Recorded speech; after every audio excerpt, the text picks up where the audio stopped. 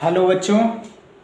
तो आज हम सब लोग कक्षा 10 की गणित में जो है बालाजी प्रकाशन से स्टार्ट करने वाले हैं एक्सरसाइज पहली वास्तविक संख्या, जिसे हम रियल नंबर्स के नाम से भी जानते हैं। रियल नंबर क्या होती हैं उसको पढ़ने से पहले हम जानेंगे कि संख्याएं क्या होती हैं, नंबर्स। अब संख्याओं की खोज जैसे गिनती है, गिनती यही एक संख्या होती है, तो इनकी खोज किसने की थी? इनकी खोज की थी पाइथागोरस ने। जीरो की खोज आर्यभट्ट ने, और दशमलव की खोज, पाई की खोज, इन सभी की खोज आर्यभट्ट ने की थी। तो आप सभी लोगों का हमारे YouTube चैनल आदर्श डिजिटल क्लासेस में स्वागत है। तो शुरू करते हैं हम वास्तविक संख्या। कक्षा 10 की गणित में हम बालाजी प्रकाशन का सिलेबस जो है पढ़ेंगे इसमें, ठीक है। पहले हम बालाजी प्रकाशन पढ़ लेंगे पूरा सिलेबस, फिर इसके बाद अन्य प्रकाशन के भी बुक हम पढ़ेंगे, मनोहर रे वगैरह की भी पढ़ेंगे। तो प्रकाशन याद कर लीजिए, जो बुक की प्रकाशन है वो बालाजी ही है, ठीक है।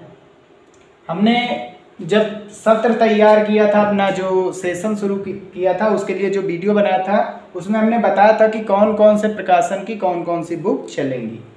तो इसमें बालाजी प्रकाशन की बुक चलेंगी।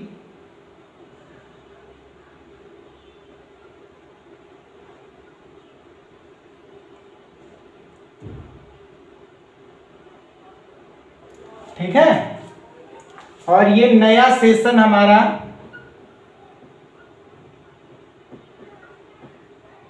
2023 से 24, और इस सेशन में जो जो कोर्स है वो 100% हो गए हैं। यानी जो 30%, यानी अभी तक क्या चल रहा था, 70% ही हम पढ़ रहे थे, 30% हट गया था, अब वो फिर से जुड़ गया है 30%, ठीक है। अब जो नया सिलेबस हमारा है उसमें 30% फिर से जुड़ गया है। तो हम इस बार जो है इस सत्र में टोटल 100% कोर्स कवर करेंगे, ठीक है। 100% कोर्स कवर करेंगे, ठीक है। कौन से सत्र में? 2023 से 24 में जो चल रहा है हमारा, ठीक है। इस नए सत्र में हम लोग 100% टोटल पढ़ेंगे। वो जो 30% कोविड की वजह से, कोरोना की वजह से हट गया था, वो फिर से जुड़ गया है। तो शुरू करते हैं हम लोग, वास्तविक संख्याएं क्या होती हैं। तो इसकी परिभाषा तो जुड़ी है। वास्तविक संख्या को हम आर से लिखते हैं, प्रदर्शित करते हैं। जहां आर लिखा होगा उसका मतलब वो वास्तविक संख्या है, ठीक है। तो वास्तविक संख्या परिमेय और अपरिमेय संख्या को मिलाकर बनती है, या परिमेय तथा अपरिमेय संख्या को मिलाने पर प्राप्त संख्या वास्तविक संख्या कहलाती है। तो परिमेय संख्याएं क्या होती हैं, अपरिमेय संख्याएं क्या होती हैं, इनके बारे में भी हम सब लोग अध्ययन करेंगे। हम पिछले सेशन में कक्षा 9 में पढ़ भी चुके हैं कि परिमेय अपरिमेय क्या होती हैं, ठीक है, संख्याएं या वास्तविक संख्या क्या होती है। तो सबसे पहले हम संख्या में जानेंगे प्राकृत संख्या या प्राकृत संख्याएं। अगर संख्या के बारे में नॉलेज नहीं है तो आप लोग कक्षा 11 की मैथ में भी मतलब परेशानी हो सकती है। तो संख्या के बारे में जरूर से जरूर जानकारी होनी चाहिए। तो प्राकृत संख्या, जिसे हम इंग्लिश में नेचुरल नंबर्स भी कहते हैं, तो इसका नाम भी एन से शुरू होता है, इसलिए इसका प्रतीक भी, इसे प्रदर्शित भी एन से ही किया जाता है, ठीक है। तो नेचुरल नंबर किसे कहते हैं?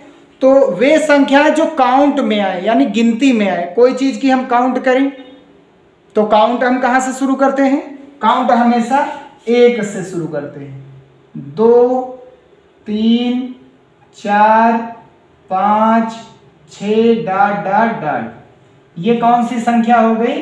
प्राकृत संख्या है। प्राकृत संख्या 1 से स्टार्ट होने वाली संख्या प्राकृत संख्या कहलाती है, या वे संख्या है जो काउंट में यूज की जाए, ठीक है, काउंटिंग में ली जाती है। दूसरी है पूर्ण संख्या। इसे इंग्लिश में कहते हैं होल नंबर, होल नंबर्स। तो पूर्ण संख्याएं क्या होती हैं? जो प्राकृत संख्या हम लोगों ने पढ़ा इसे होल नंबर कहते हैं, यानी इसको प्रदर्शित W से किया जाता है, ठीक है, होल नंबर। तो जब हम प्राकृत संख्या में 0 ऐड कर दें तब ये बन जाती हैं पूर्ण संख्याएं, ठीक है। प्राकृत संख्या में 0 ऐड कर देने पर ये कौन सी संख्या हो जाती हैं? पूर्ण हो जाती हैं, ठीक है। तो आगे की हम जो तीसरी संख्या है वो देखेंगे,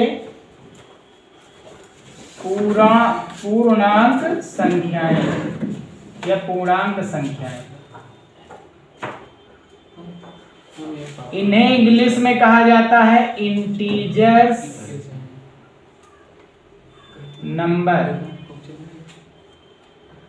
अब क्योंकि इन लोगों को भी, इनका नाम भी इंग्लिश में आई से शुरू होता है, तो इसलिए हम इसे आई से ही प्रदर्शित करते हैं।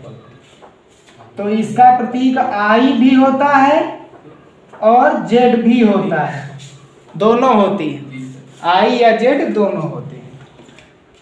अब पूर्णांक का जब हम संधि विच्छेद करेंगे तो ये आएगा पूर्ण प्लस अंक, ठीक है, पूर्ण प्लस अंक। पूर्ण का मतलब पूर्ण संख्या है, अंक कितने होते हैं? 2 अंक होते हैं, 2 धनात्मक और ऋणात्मक अंक 2 होते हैं, पॉजिटिव और निगेटिव।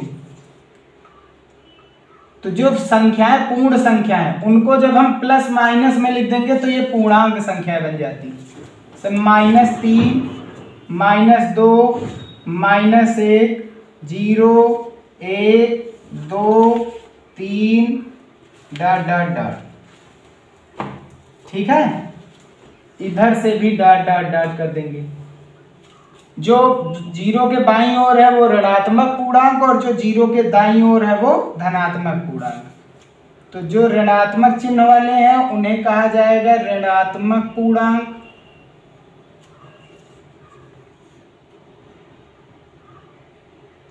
और यहां से है धनात्मक पूर्णांक।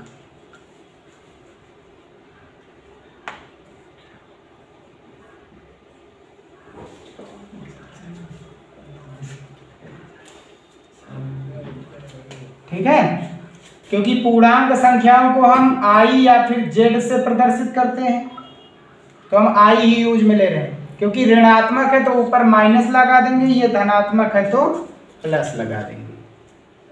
तो ये हो गई पूर्णांक संख्याएं। अब आती है परिमेय संख्या।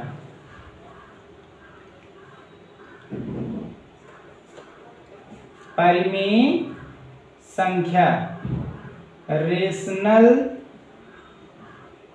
नंबर, इसको हम प्रदर्शित करते हैं कैपिटल क्यू से। परिमेय संख्या को हम प्रदर्शित करते हैं कैपिटल क्यू से, ठीक है। अब कोई भी परिमेय संख्या जो होती है वो भिन्न का रूप होती है, यानी P/Q का रूप होती है। और जहां Q कभी भी 0 नहीं होगा, यानी हर अगर 0 कर देंगे तो वो अनंत यानी अपरिभाषित हो जाता है, ठीक है। तो P/Q की रूप को या भिन्न के रूप को ही क्या कहते हैं? परिमेय संख्या, ठीक है। परिमेय संख्या कह सकते हैं, एक प्रकार की भिन्न संख्याएं भी हो सकती हैं। एग्जाम्पल के रूप में हम देखेंगे जैसे ले रहे हैं 22/7, इसमें अंश p/q के रूप में है तो इसलिए ये एक परिमेय संख्या है। 10/3 p/q के रूप में है तो परिमेय संख्या है। 1/3 परिमेय संख्या है, ठीक है। 0 परिमेय संख्या क्योंकि इसके बटे में हम क्या लिख सकते हैं 1। -5 परिमेय संख्या है क्योंकि इसके बटे में भी हम क्या लिख सकते हैं 1, p/q के रूप में लिखा जा सकता है, ठीक है। और साथ ही साथ 10/3 माइनस का ले सकते हैं, प्लस का भी लिया, चलिए यहाँ पर हम कर दे रहे हैं 7, 10/7, ऐसे ही डॉट डॉट डॉट। तो ध्यान से देखेंगे अगर ये एक परिमेय संख्या है, परिमेय संख्या का एक घर है, तो इसी घर में देखो 0 भी आ रहा है, -5 भी आ रहा है, प्लस का 4 भी हम ले सकते हैं क्योंकि इसके बटे में भी 1 लिख सकते हैं। तो 4 प्लस की किस में आती है, देखो पूर्णांक में आता है, पूर्ण संख्याओं में भी आता है, प्राकृत संख्याओं में भी आता है। माइनस की संख्याएं भी आ रही हैं, देखो -5 और +4। तो ध्यान से देखेंगे पूर्णांक के लिए तो -3 परिमेय संख्या होगी क्योंकि बटे में 1 लिख सकते हैं, ये भी परिमेय, ये भी परिमेय, ये भी परिमेय, यानी पूर्णांक संख्याएं परिमेय संख्याएं होती हैं। तो ये अगर जब परिमेय संख्या तो इसी के अंदर कौन सी संख्या आ सकती है, पूर्णांक संख्या, इंटीजर्स नंबर, ठीक है। और इंटीजर्स नंबर में देखो 0 से लगा करके डॉट डॉट डॉट जा रहे हैं आगे, इसका मतलब जो पूर्ण संख्याएं हैं वो इसी में आ रही हैं। तो पूर्णांक संख्याओं में कौन सी संख्या है, देखो ये धनात्मक पूर्णांक है, तो ये भी एक प्रकार की पूर्णांक है। ये पूर्णांक संख्या है, ये किस में आ रही है, ये पूर्ण संख्याएं हैं, और ये किस में आ रही है, पूर्णांक में। तो ये पूर्णांक संख्या है तो इसी में हम क्या ले लेंगे, एक पूर्ण संख्या। अब ध्यान से देखेंगे तो पूर्ण संख्याएं में कौन सी संख्या है, 1 से लगा करके संख्या, एक्स्ट्रा क्या है इसमें 0। प्राकृत संख्याएं प्राकृत संख्याओं से ज्यादा है, कितना ज्यादा है, 0 ज्यादा है। बाकी सभी प्राकृत संख्या इसमें, बस इसमें एक्स्ट्रा क्या है 0। तो ध्यान से देखेंगे तो पूर्ण संख्याओं में, सभी पूर्ण संख्याओं में कौन सी संख्या आ जाती है, समाहित रहती है, प्राकृत संख्या। तो पूर्ण संख्याओं में नेचुरल नंबर रहता है, ठीक है। तो ध्यान से देखेंगे तो ये पूरे संख्याएं किसके अंदर हैं, क्यू के अंदर है। तो इसका मतलब परिमेय संख्या में natural number, whole number, integers भी सम्मिलित रहती हैं, ठीक है। अब देखेंगे हम अपरिमेय संख्याएं क्या होती हैं। अपरिमेय संख्या, इर्रेशनल नंबर,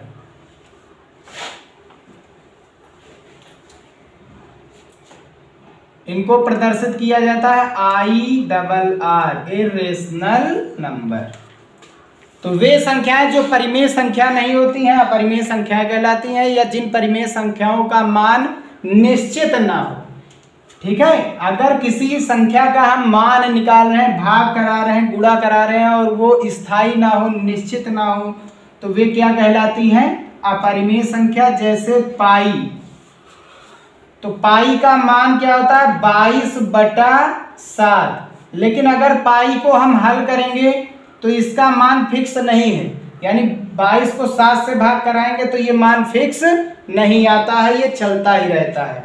तो इसलिए पाई जो है वो अपरिमेय संख्या, लेकिन पाई का मान 22/7 अपरिमेय संख्या है, क्योंकि पाई के 2 मान होते हैं, एक तो 22/7 और दूसरा 3.14 डॉट डॉट डॉट। तो ये हो गई परिमेय संख्या और ये क्या हो गई, अपरिमेय संख्या, ठीक है। तो इसलिए पाई एक अपरिमेय संख्या। दूसरी क्या ले सकते हैं, √2, इसका भी मान फिक्स नहीं रहता क्योंकि इसके ऊपर रूट लगा है।